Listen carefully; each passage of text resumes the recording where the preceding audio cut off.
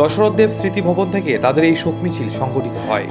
এই শোক মিছিলে উপস্থিত ছিলেন প্রাক্তন মুখ্যমন্ত্রী মানিক সরকার এবং সিপিএম রাজ্য সম্পাদক জিতেন্দ্র চৌধুরী সহ পার্টির অন্যান্য কর্মকর্তারা। মিছিল শেষে প্রাক্তন মুখ্যমন্ত্রী মানিক সরকার সাংবাদিকদের মুখোমুখি হয়ে বলেন, প্রয়াত সীতারাম ইয়েচুরির প্রতি আন্তরিক শ্রদ্ধা নিবেদন করেন, পাশাপাশি তার পরিবার পরিজনদের প্রতি সমবেদনা জ্ঞাপন করেছে। ৭২ বছর বয়সে গতকাল দিল্লির এইমস হাসপাতালে শেষ নিঃশ্বাস ত্যাগ করেছেন তিনি। প্রায় ২১ থেকে ২২ দিন এই হাসপাতালে চিকিৎসারত অবস্থায় ছিলেন সীতারাম ইয়েচুরি। এইমস হাসপাতালে কর্তব্যরত চিকিৎসকরা ঐক্যবদ্ধ হয়ে সীতারাম ইয়েচুরিকে সুস্থ করে তোলার জন্য শেষ চেষ্টা করেছেন। তাদের এই ভূমিকাকেও তারা অনেক শ্রদ্ধার সাথে স্মরণে রেখেছে। সীতারাম ইয়েচুরি ১৯৭৫ সালে ভারতের কমিউনিস্ট পার্টির মার্ক্সবাদী সদস্যপদ লাভ করেন। তার আগে যখন তিনি জওহরলাল নেহরু বিশ্ববিদ্যালয়ে পড়াশোনা করেন, তখন ছাত্র আন্দোলনের মধ্য দিয়ে গণতন্ত্রের আন্দোলনের ক্ষেত্রে প্রবেশ করার সুযোগ নেন এবং সেই সুবাদে তিনি ভারতীয় কমিউনিস্ট মার্ক্সবাদের সদস্য হন। ১৯৮৫ সাল থেকে তিনি বিভিন্ন পদে নির্বাচিত হন এবং সর্বশেষে সিপিআই পার্টির সাধারণ সম্পাদক হিসেবে নির্বাচিত হন। এর আগে সাধারণ সম্পাদক হিসেবে নির্বাচিত সদস্যরা সদস্য পদে থাকাকালীন মৃত্যু হয়নি। এর মধ্যে ব্যতিক্রম সীতারাম ইয়েচুরি, তিনি সদস্য পদে থাকাকালীন মৃত্যুগ্রহণ করেন। সীতারাম ইয়েচুরির স্মৃতির প্রতি গভীর মর্মবেদনা নিয়েই আন্তরিক শ্রদ্ধা নিবেদন করছে তার স্ত্রী, কন্যা, পুত্র, ভ্রাতা এবং পরিবার পরিজনদের প্রতি সমবেদনা জ্ঞাপন করছি। ৭২ বছর বয়সে গতকাল ৩টা ৩ মিনিটে দিল্লির এইমস হাসপাতালে শেষ নিঃশ্বাস ত্যাগ করেছেন। প্রায় ২১ থেকে ২২ দিন যাবৎ এই হাসপাতালে তিনি চিকিৎসিত হচ্ছিলেন। এইমসের ডাক্তার বন্ধুরা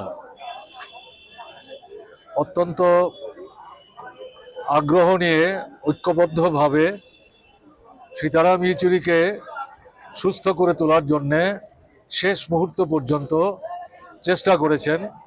তাদের এই ভূমিকাও আমরা শ্রদ্ধার সাথে স্মরণে রাখছি। সীতারাম ইয়েচুরি ১৯৭৫ সালে ভারতের কমিউনিস্ট পার্টি মার্ক্সবাদীর সদস্যপদ লাভ করেন। তার আগে তিনি জওহরলাল নেহরু ইউনিভার্সিটিতে যখন পড়াশোনা করেন, ছাত্র আন্দোলনের মধ্য দিয়ে গণতান্ত্রিক আন্দোলনের ক্ষেত্রে প্রবেশ করবার সুযোগ নেন এবং সেই সুবাদেই তিনি ভারতের কমিউনিস্ট পার্টি মার্ক্সবাদীর সদস্য হন। এবং আমার যদি ভুল না হয়, ১৯৮৫ সালে ভারতের কমিউনিস্ট পার্টি মার্ক্সবাদীর কেন্দ্রীয় কমিটির সদস্য হন। পর্যায়ক্রমে পরবর্তী পর্যায়ে তিনি কেন্দ্রীয় সম্পাদক মণ্ডলীর সদস্য হন, পলিট ব্যুরোর সদস্য হন এবং সর্বশেষে আমাদের পার্টির সাধারণ সম্পাদক হিসাবে নির্বাচিত হন। এ যাবৎ আমাদের পার্টি তৈরি হওয়ার পর ১৯৬৪ সালে পর থেকে যতজন সাধারণ সম্পাদক নির্বাচিত হয়েছিলেন, দায়িত্ব পালন করেছেন, তারা প্রয়াত হয়েছেন, কিন্তু দায়িত্বে বৃত থাকার অবস্থায় না।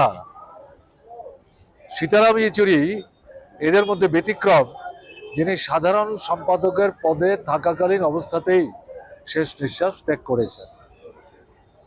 তার এই যে প্রয়াণ, এটা আমাদের পার্টির জন্য একটা বড় ধরনের আঘাত, এবং এটা শুধু পার্টি না।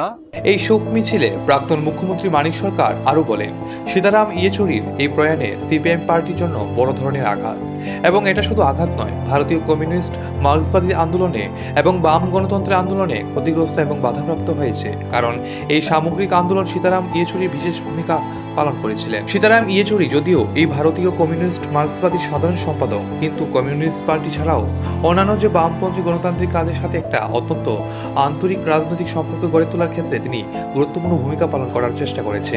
এর বাইরে আন্তর্জাতিক ক্ষেত্রেও সীতারাম ইয়েচুরি পৃথিবীর দেশে দেশে কমিউনিস্ট পার্টি এবং ওয়ার্কার্স পার্টি তাদের সাথে ভারতের কমিউনিস্ট পার্টির নিবিড় সম্পর্ক গড়ে তোলার ক্ষেত্রে গুরুত্বপূর্ণ ভূমিকা পালন করে গেছেন। এই সমস্ত আভ্যন্তরীণ পার্টির বিষয় সম্বন্ধে বলা যায়, আভ্যন্তরীণ দেশগুলিতেও বন্ধুসুলভ আচরণ করে সাহায্য করার ক্ষেত্রে ভূমিকা পালন করার চেষ্টা করেছেন। মতাদর্শের দিক থেকেও মার্ক্সবাদ লেনিনবাদের উপর ভালো দায়িত্ব ছিল সীতারাম ইয়েচুরির।